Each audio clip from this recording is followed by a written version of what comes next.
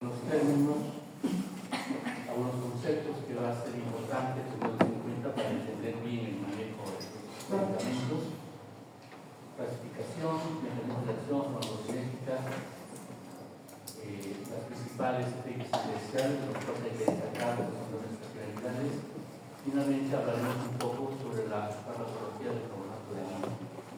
Bien, siempre que tocamos este tema, hacíamos mención de esta película, que ahora mismo voy a hablar, porque desde el punto de vista clínico representa con mucha fidelidad, si quieren ustedes, lo que pasa por la mente de un paciente que sufre de esquizofrenia. Entonces, la esquizofrenia es la enfermedad emblemática de los estados psicóticos, y por lo tanto nos va a servir para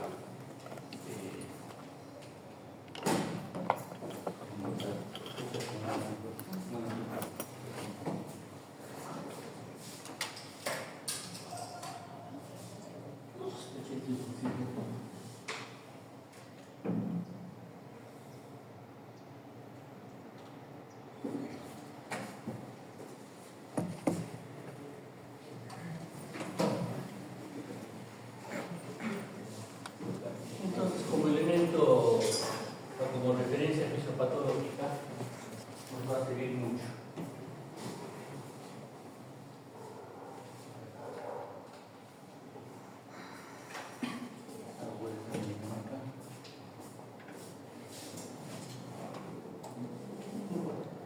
¿Qué son los fármacos antipsicóticos? Como ustedes pueden ver ahí por definición, son aquellos utilizados para el tratamiento de la psicosis, la esquizofrenia y estados maníacos. Otras denominaciones que tienen estos fármacos, tranquilizantes mayores, y se les conocía a los más antiguos como neurolépticos. Como muchos estados psicóticos en los cuales hay alteración del pensamiento y conductuales, son pacientes o solían ser pacientes generalmente agitados, que ocasionaban muchos problemas alrededor, se les llamaba por eso tranquilizantes mayores. ¿Qué son las psicosis? Es un deterioro importante del juicio de la realidad, que se manifiesta a través de ideas alteradas llamadas delirios, alucinaciones, habla incoherente o conducta desorganizada y muchas veces agitada, sin conciencia por parte del paciente de lo incomprensible de sus conductas. Estos estados psicóticos con esas características pueden obedecer a diferentes orígenes o etiologías, digamos lo mejor. Pueden ser enfermedades mentales, como por ejemplo la esquizofrenia, pero también pueden obedecer a cambios o alteraciones metabólicas, a fallas de órgano, como por ejemplo el hígado, que puede originar una encefalopatía hepática. Alteraciones simplemente de las condiciones medioambientales en personas de tercera edad también pueden desencadenar cuadros psicóticos. Los fármacos que vamos a ver hoy día pueden tener cabida en estas circunstancias. Claro, son circunstancias psicóticas, vamos ya dicho, que son transitorias y por lo tanto el tratamiento generalmente obedece al uso de dosis bajas y por tiempos limitados, tiempos cortos. ¿Qué es la manía? Es una fase del trastorno bipolar, el trastorno afectivo bipolar, antes denominado psicosis maníaco-depresiva, que se caracteriza por expansividad, euforia, hiperestabilidad, hiperactividad y aumento de la velocidad del pensamiento y del habla. Digamos que hay una especie de fuga de ideas. Son personas que mantienen de todas maneras su vínculo con la realidad, pero se encuentran en un estado de exaltación muy grande. Son muy temerarias, no ven los riesgos, cometen imprudencias porque piensan que son invulnerables, ¿no? Y esto asociado a un pensamiento muy rápido, muy fluido y que se traduce en una forma muy rápida de hablar, están muy acelerados, en otras palabras. Y los neurolépticos, que mencionamos hace un momento, son fármacos antagonistas de receptores de dopamina tipo 2, determinan tranquilidad, indiferencia, son aspectos, digamos, que uno aprecia en los pacientes que están agitados, pero también tiene efectos a nivel motor, rigidez, efectos extrapiramidales y sobre todo, y acompañando esto, hiperprolactinemia, exceso de prolactina. Este exceso de prolactina va a tener implicaciones importantes. Ginecomastia, por ejemplo, en el varón, secreción de leche en la mujer, alteraciones de la libido, entre otras. ¿Okay? Entonces, efectos extrapiramidales, la siguiente discusión del grupo versa sobre el parkinsonianos y parkinsonianos. Esto entonces tiene mucho que ver con el sistema extrapiramidal. En la génesis vamos a ver situaciones, digamos, comunes allí. Y por otro lado, el exceso de colectivo.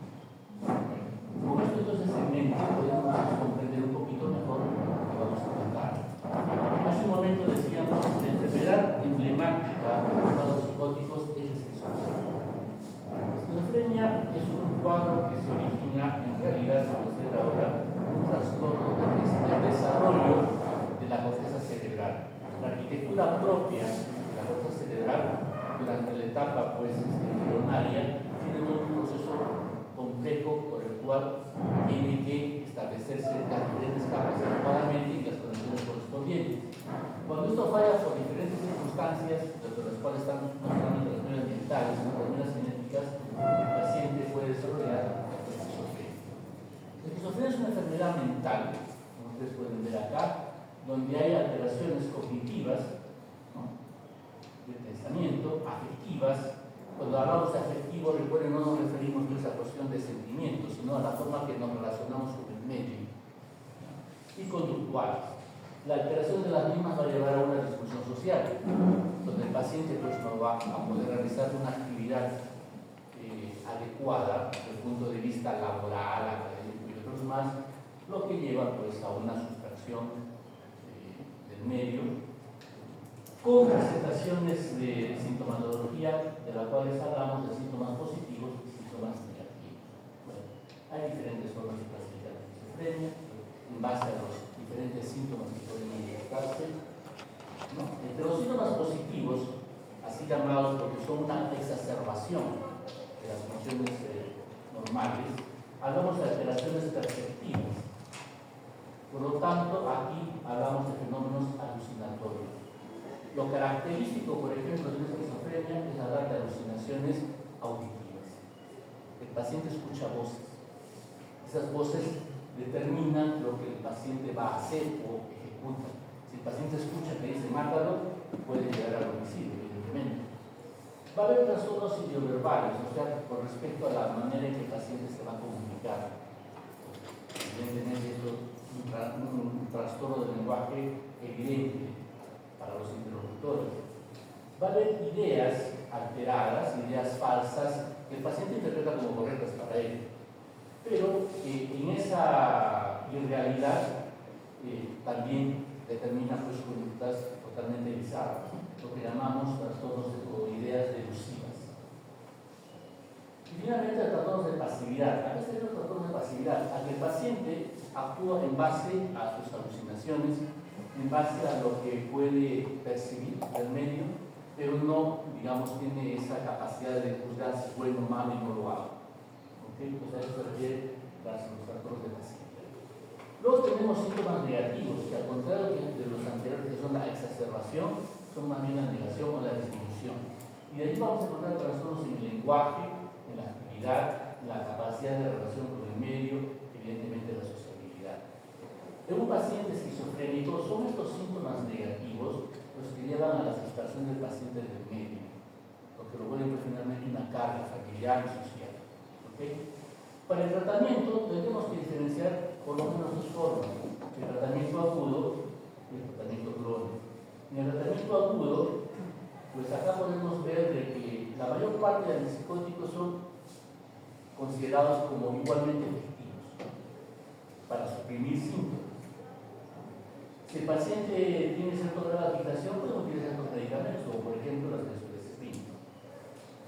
Eventualmente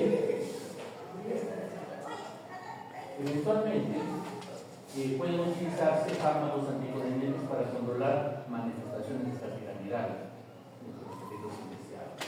A nivel crónico, pueden utilizarse medicamentos de reposo, es decir, una aplicación durante 3 semanas, inclusive hay medicamentos que se utilizan cada 2 meses. Entonces, en la actualidad tenemos una versatilidad en cuanto a la utilidad de muchos medicamentos que finalmente deberían conducir a la rehabilitación. ¿Cuánto funciona la rehabilitación? Pues la verdad que menos del 50% se rehabilita.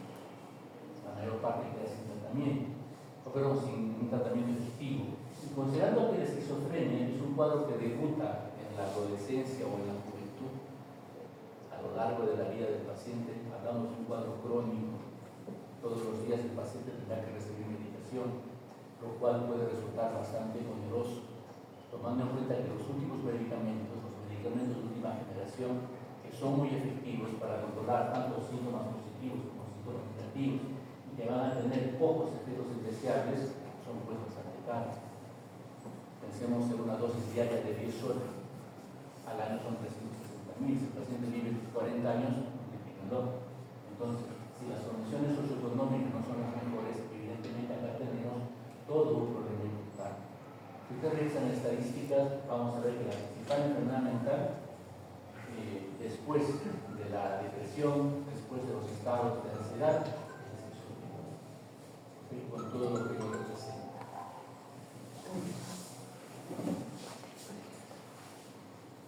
¿Cuáles son los objetivos del tratamiento? Reducir o eliminar los síntomas, lo primero. Esto debe acompañarse de una mejora de la calidad de vida y de la capacidad que tiene el paciente para reintegrarse a su medio y, por otro lado, mantener la recuperación al máximo grado posible. ¿Siempre se logra? No siempre. ¿Solo se utilizan medicamentos? No. También hay terapias de psicoterapia y los manejos adicionales. ¿Es posible evidenciar los daños a nivel de corteza cerebral? Sí, acá lo podemos ver nosotros como tomografía de positrones, ¿no es cierto? Para un cerebro, de protones, perdón, para un cerebro de una persona normal, lo como varía con respecto a las personas más sensibles. Entonces, vemos diferentes zonas a nivel lóbulo temporal, parietal, prefrontal, etc., lugares donde se evidencia una diferencia respecto al funcionamiento neuronal. Entonces hay un sustrato evidentemente orgánico. Y a partir de allí, entonces hay diferentes enfoques en la actualidad para poder determinar el tratamiento suficiente. ¿Cómo clasificamos los antipsicóticos? Bueno, los clasificamos los antipsicóticos típicos, ya dije, sería la presentación más factible, la más fácil de hacer en base a, básicamente, también llamados de primera y segunda generación, en base al momento en que se generaron. Los típicos clásicos de primera generación basan su actividad farmacológica en el antagonismo de los receptores de los dopamina. Durante muchos años la teoría y hipótesis que ya está totalmente demostrado que el trabajo a nivel de receptores de la dopamina está bien determinado por los síntomas del esquizofrenia. ¿Okay? Sin embargo, los antipsicóticos atípicos no necesariamente bloquean receptores de dopamina y tienen también buenos efectos antipsicóticos, lo cual significa que en el cuadro clínico, pero en cuanto al origen de los cuadros psicóticos de esquizofrenia en particular, participan más de un tipo de receptores. No solo dopamina, serotonina, histaminas, los antipsicóticos típicos, primera generación, clásicos o neurolépticos que basan su actividad en bloqueo de dopamina, recuerden que esto trae consigo dos grupos de efectos indeseables importantes. Extrapiramidales por un lado y por el otro debido al exceso de dopamina. En cambio, estos, al no actuar básicamente sobre dopamina, si bien los pueden presentar en una magnitud mucho menor, pues por lo general muchos de ellos también carecen, porque la frecuencia de los efectos extrapiramidales es mínima, y de allí su mejor tolerancia y su mejor aceptación para el manejo de los pacientes. El programa de control de las enfermedades mentales a nivel de atención primaria se involucra en diferentes clases de antipsicóticos. Aquí, a partir de las butirofenonas, es una de las clases que utiliza el alofrido. Es un antipsicótico típico, bloquea receptores de dopamina, igual a síntomas extrapiramidales. Cuando entonces estos efectos indeseables son inmanejables, trabajamos con los antipsicóticos atípicos, entre los cuales hay digamos, diferentes variedades a utilizar. ¿Okay? y la no digo la reserpina, sino vamos a tener allí, entre otros, la risperidona como principal elemento antipsicótico. Entonces, digamos que a nivel de atención primaria de salud, donde es posible contar con los psiquiátricos, tenemos dos fármacos. Uno, dentro de los típicos clásicos neurolépticos, la loperidona, y los de segunda generación, la risperidona. Pero en realidad vamos a tener muchos, como van a ver ustedes a continuación. El sistema dopaminérgico entonces es principalmente involucrado respecto a lo que es el manejo de antipsicóticos. Y aquí nosotros recordemos que hay diferentes vías que están bien catalogadas. Una de ellas, por ejemplo, es la nigroestriada, de la sustancia negra al cuerpo estriado. Esto tiene mucho que ver con qué? Con el sistema extrapiramidal de movimiento. Entonces, la afectación en esta vía nigroestriada explica por qué se dan las manifestaciones extrapiramidales. Luego tenemos una vía acá, mesocortical, frontal, que tiene que ver con las alteraciones de la conducta y de la voluntad. Por lo tanto, la acción en estas zonas conduce pues a efectos terapéuticos. Hemos visto donde muchas sintomatologías se van a referir. Luego tenemos la vía turoinfundibular, que tiene que ver con la que se dirige a la pituitaria y por lo tanto a la parte hormonal. Recuerden que la pituitaria posterior hace la terapia, entonces ahí tenemos otra que está evidentemente involucrada. Tenemos otras vías que tienen que ver a nivel hipotalámico también, que posiblemente estén relacionados con lo que significa centros de alimento o algunas otras regulaciones, pero cuya, digamos, influencia todavía no está bien precisada. En la actualidad, entonces, el cuadro se ha complicado un poco más, porque no solamente involucramos las vías dopaminérgicas, sino otras que involucran no solo dopamina, sino serotonina, ácido glutámico, acetilcolina, interneuronas que utilizan el ácido aminobutírico para establecer conexiones con otras vías neuronales. Entonces, a partir de aquí, tenemos que discutir que el mecanismo de acción puede involucrar el bloqueo o el agonismo inverso de los receptores de serotonina. Además, lo que he mencionado de la dopamina. Entonces, nuevamente ya el término agonismo inverso aparece para explicar actividades farmacológicas. Este concepto, por favor, ya no se lo olviden. Este bloqueo o agonismo inverso del receptor de serotonina facilitaría la liberación de dopamina en sitios donde el antagonismo puro causa problemas, como sería la vía extrapiramidal o la vía a nivel turoinfundibular con la prolactina. Pero aquellos sitios donde es deficitaria podría más bien actuar de la mejor manera, que es en realidad lo que sucede a nivel prefrontal y frontal. ¿Okay? Tenemos los que son agonistas parciales, como la dipirazol. Ese agonismo parcial de dopamina, entonces, sin necesariamente intervención de serotonina, también podría actuar donde hay exceso, controlando y por otro lado, manteniendo a nivel sobre todo nigroestriado funciones adecuadas que preservan la actividad motora. Diferentes antipsicóticos, entre los cuales vale la pena tener presente aquí. Uno, haloperidol, es el principal fármaco utilizado de primera generación, clásico, neuroléctico.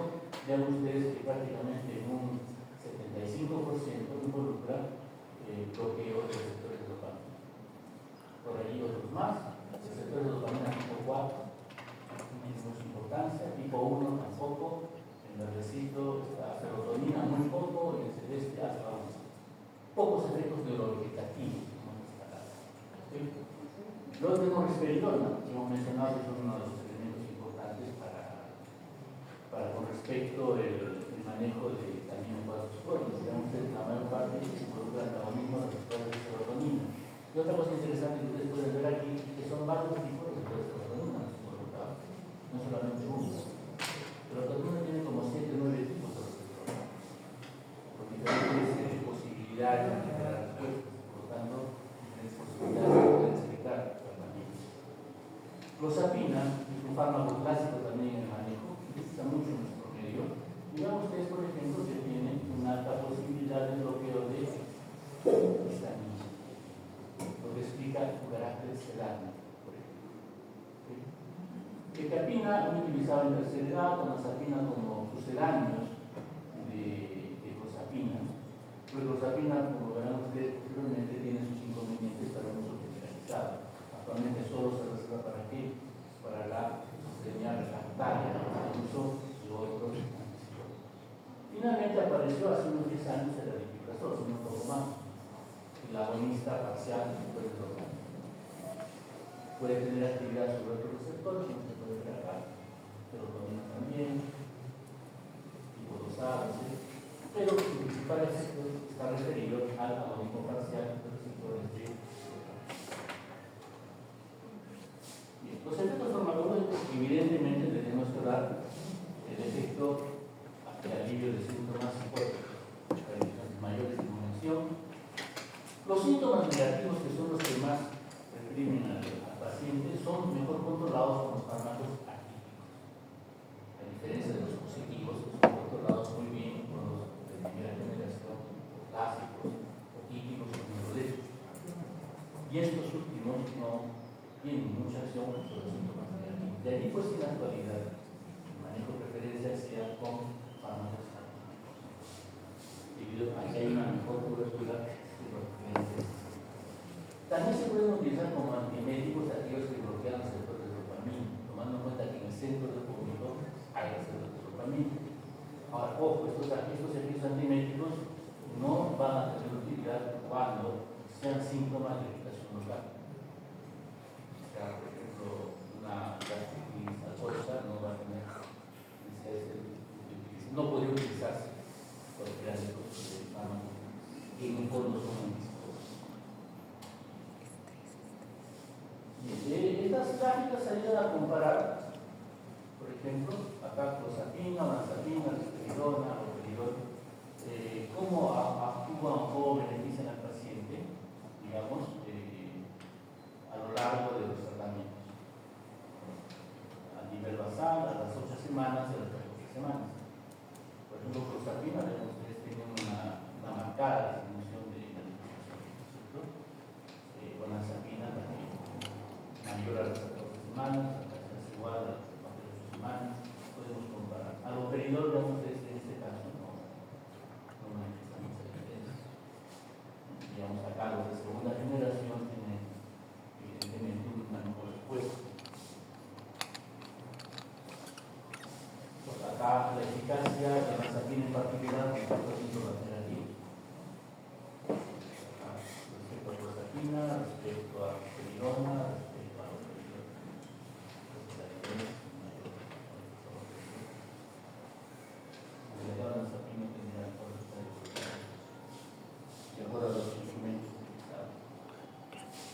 después de la farmacocinética, como mencionamos en un momento, es bastante similar para todos los fármacos que involucran acciones del sistema nervioso central, porque todos tienen que ser muy liposolubles, por lo tanto la función de las cosas son ambas, absorción y distribución.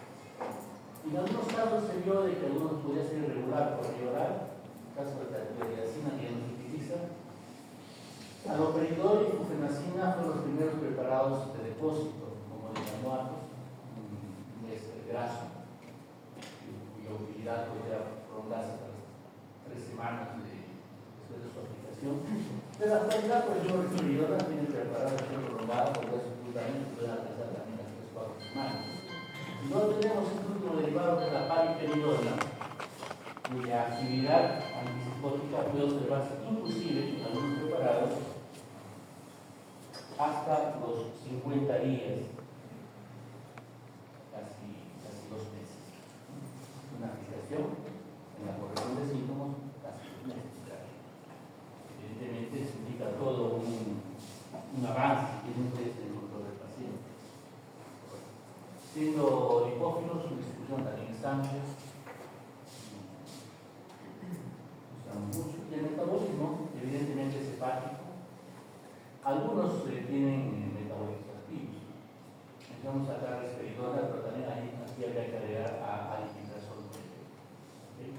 Así son formas preferidas para el metabolismo de los mismos. Involucra que eventualmente podríamos encontrar sobre interacciones medicamentosas. Este es el algoritmo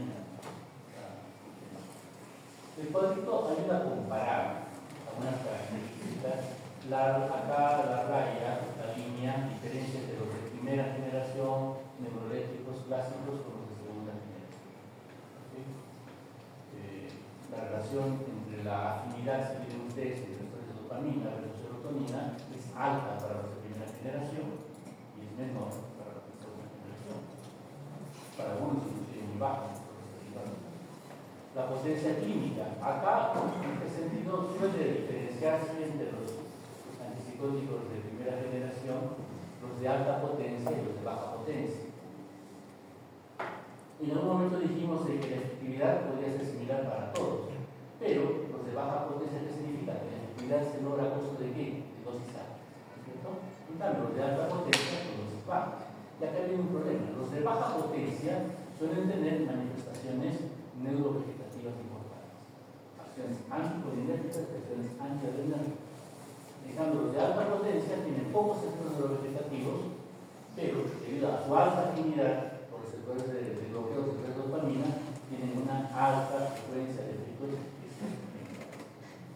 En cambio, los de segunda generación, vean ustedes, la frecuencia de efectos extrapiramidales es baja, muy baja. En el caso de la risperidona, quizás menos que los anteriores, pero esto depende de la dosis.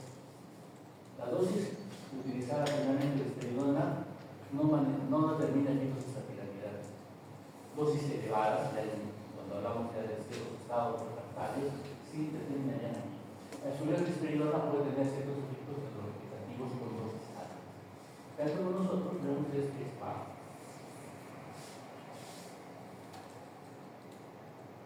Bien, entre los efectos indeseables, en primera instancia recordar, los antipsicóticos tienen un índice terapéutico elevado, o sea, son poco riesgosos por el riesgo. Y por otro lado, no generan atención. Los efectos autonómicos o neurovegetativos, principalmente con los de primera generación y de baja potencia, como son las fenotesinas amicales, que pueden producir por bloqueo alfa y cognición. Por bloqueo colinérgico, los saben de muerte. Voy a hablar más de eso. Las fenotiacinas por bloqueo adrenérgico pueden determinar problemas de calculación. Se ha visto en unos casos, esto se correlaciona con la disminución del umbral convulsivo, los neuróticos potentes tipo aloperidol, que mencionamos, hiperprolactinemia y hiperprolactinemia, con pocos efectos neurovegetativos. En el caso de clozapina, tiene efectos neurovegetativos, ¿ok? Y recordar esto porque casi todos los antipsicóticos de segunda generación o atípicos van a tener problemas de aumento de riesgo. Por otro lado, clozapina, lo que determina que no se utilice mucho es que tiene este estigma, que puede producir supresión medular. Un estigma que es bastante relativo, porque los promedios, ustedes en el hospital van a ver que muchos pacientes reciben clozapina. Cuestión genética, nuestro aprendizaje, no sabía decirlo, pero a diferencia de lo que se refiere en otros lugares, acá no había tanto problema con lo que se refiere a estadísticas. La risperidona en dosis altas pierde sus efectos, digamos, selectivos o de segunda generación y mantenemos una frecuencia observable de efectos piramidales. Los efectos activos, recuerden ustedes, tienen efectos metabólicos que pueden ser prodiabéticos. Acá tenemos un problema con los pacientes, ya que pueden aumentar de peso y pueden producir problemas, por lo menos de resistencia. Acá tenemos una data que ayuda a comparar placebo, aloperidol, clozapina, risperidona, razapina, quetiapina, citracidona, y la manera en que pueden afectar el cambio de peso, que será respuesta metabólica. Vean ustedes que el placebo tiene este promedio, aloperidol, la celda luminosa, digamos, no pasa nada en sí. Y acá muy alto para el caso de clozapina, por encima de risperidona, también razapina, quetiapina, citracidona tenemos un poco más bajo, cerca del placebo. Esto determina que eventualmente, hablamos del especialista, pueda tener preferencia por alguno tomando en cuenta condiciones del paciente. Un paciente gordito, subido de peso, etcétera, posiblemente estos no ayuden mucho y habría que recurrir, por ejemplo, a los efectos neurológicos extrapiramidales son los más importantes.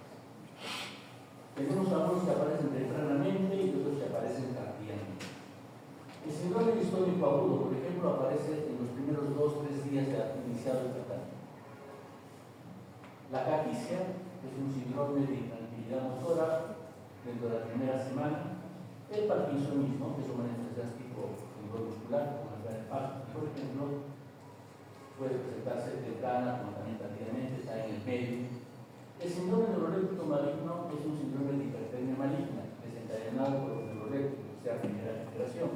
Y en la actualidad se observa muy poco, si no nada. ¿Por qué?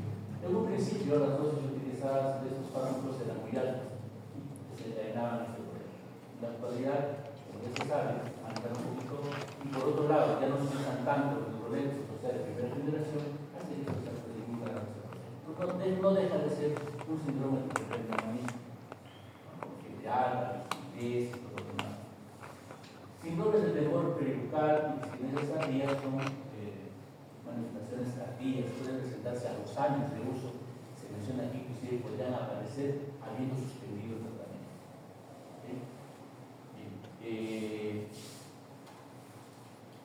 Lo más común entonces son las disfonías tempranas, que pueden ser movimientos anormales del cuello, espasmos de los ojos, o también movimientos anormales a nivel mandibular. Al final de la presentación vamos a tener unos enlaces para que ustedes puedan visualizar algunas de estas cosas en los videos de YouTube. Con esto entonces pasamos ya página que vamos a hablar de litio. El litio es un elemento que se utiliza principalmente para la prevención de las crisis maníacas en el trastorno afectivo bipolar. Uso de la manía y recurrir al trastorno afectivo bipolar. El trastorno afectivo bipolar, dos polos. Una parte es depresiva y la otra parte es maníaca, casi psicótica. El litio entonces terapéutico no es sedante ni depresor ni estimulante del sistema nervioso. Bien utilizado no tiene mayor acción. Pero es un elemento que puede determinar problemas si se maneja fuera del rango terapéutico. El rango terapéutico o la glicemia significa que debe estar entre 0,5 a 1 equivalentes por litro. Cuando excede el 1,5 ya da manifestaciones netamente tóxicas. Entonces es un medicamento que debe ser manejado con mucho cuidado. ¿Cómo actúa el litio? Durante mucho tiempo no se sabía. Bueno, en la actualidad se sabe que va a inhibir a la inositol monofosfatasa y esto a su vez disminuye la activación de diferentes vías dentro de la neurona, muchas de las cuales tienen que ver con la denominada plasticidad neuronal, o sea, la capacidad de hacer productos constructivos. Entonces recuerden que entre las diferentes vías de señalización celular, además pues de la vía del ANT cíclico, tenemos la de fosfatidilinositol, que se encuentra a nivel de membranas, identificando diferentes lípidos. Una vez que el receptor activa la fosfatasa C, se degrada, o se rompe la molécula, liberando inositol trifosfato y el glicerol. El glicerol tiene membrana activando una serie de vías metabólicas, o bioquímicas, es mejor. Y el inositol trifosfato también origina otra que tiene que ver principalmente con movilización de calcio. Bueno, el IP3 no regresa directamente a fosfatidilinositol, sino que es degradado al fosfato, luego a monofosfato, finalmente inositol, y a partir de ahí se recicla. O sea, hay un ciclo de utilización del inositol. Y es ahí donde termina el litio, rompe el ciclo. Se rompe el ciclo, entonces distorsiona el funcionamiento de señalización intracelular. Y diferentes vías. Entonces, a partir de ahí podemos comprender mejor cómo ocurre. Su farmacocinética. El litio es el elemento más pequeño de la tabla periódica, ¿no es cierto? El otro es más pequeño, probablemente el litio es el metal más pequeño. Inicialmente se utilizó para tratar de reemplazar al sodio en cardiópatas, y a partir de ahí se fueron visualizando algunos efectos terapéuticos y también muchos efectos indeseables. Por lo tanto, su absorción es tan fácil como la del sodio, casi completa, como el sodio se distribuye en todos los líquidos, con poco unión a proteínas plasmáticas, se distribuye con el agua, se elimina por la orina, en unas 20-24 horas es el tiempo que vive en ella. Puede secarse la leche materna, lo cual podría tener algunos inconvenientes en una lactancia. El litio se retiene cuando se pierde sodio. Cuando se pierde sodio, por ejemplo, cuando está a nivel, cuando el paciente tiene diarrea, cuando el paciente tiene sudoración profusa, vómitos, todo lo que haga perder sodio hace que se retenga el litio. Entonces, en esos pacientes va a haber variaciones de la glicemia. A nivel renal, va a haber varios procesos regulados por las prostaglandinas. Entonces, los AINES, que afectan a las prostaglandinas a nivel renal, también pueden producir hipertensión. AINES comunes como el ibuprofeno o naproxeno. De uso muy común, porque son analgésicos comunes. Entonces, un paciente que recibe líquido, que le duele la muela durante algunos días toma naproxeno, puede condicionar elevación de la glicemia. Entonces, la glicemia puede condicionar hasta cuadros tóxicos inclusive. Entonces, cuando hablamos de efectos adversos, empezaremos por los primeros que ocurren, como son náuseas, vómitos, diarrea, puede haber somnolencia, poliuria, polidipsia, aumento de peso, presión sanguínea. La gravedad se va acentuando conforme la glicemia pues, se aleje del rango normal, ¿cierto? En algunos pacientes se interfiere con la función tiroidea, puede encontrarse elevación de la TSH, aunque el paciente puede permanecer tiroidea. O sea, función tiroidea para el normal. Disminuye la capacidad de concentrar orina, por lo tanto hay poliuria y esto lleva a ser polidipsia. Una alteración del ADH. A nivel de la hormona antidiurética y sus acciones, parece que la vía de fosfatidilinoxidol es la más importante. O sea, al afectarse, define este cuadro. Un cuadro de diabetes insípida, no preparada.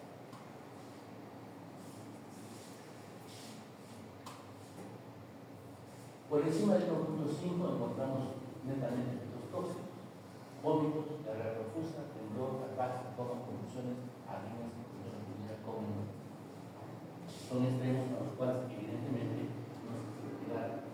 Debido a la toxicidad del líquido, o al difícil manejo que de repente no siempre es posible tener en el hospital los medios para hacer el dosaje, en la actualidad se utilizan otros elementos, además del líquido. Tiene mucho que ver a efectos prácticamente nocivos, como vamos a ver el día de mañana. La carbamazepina tiene un requisito claro. Una vez que les hagamos la prueba de las diapositivas, podamos desinfectar la propiedad de eso. Simplemente para empezar a probar eso.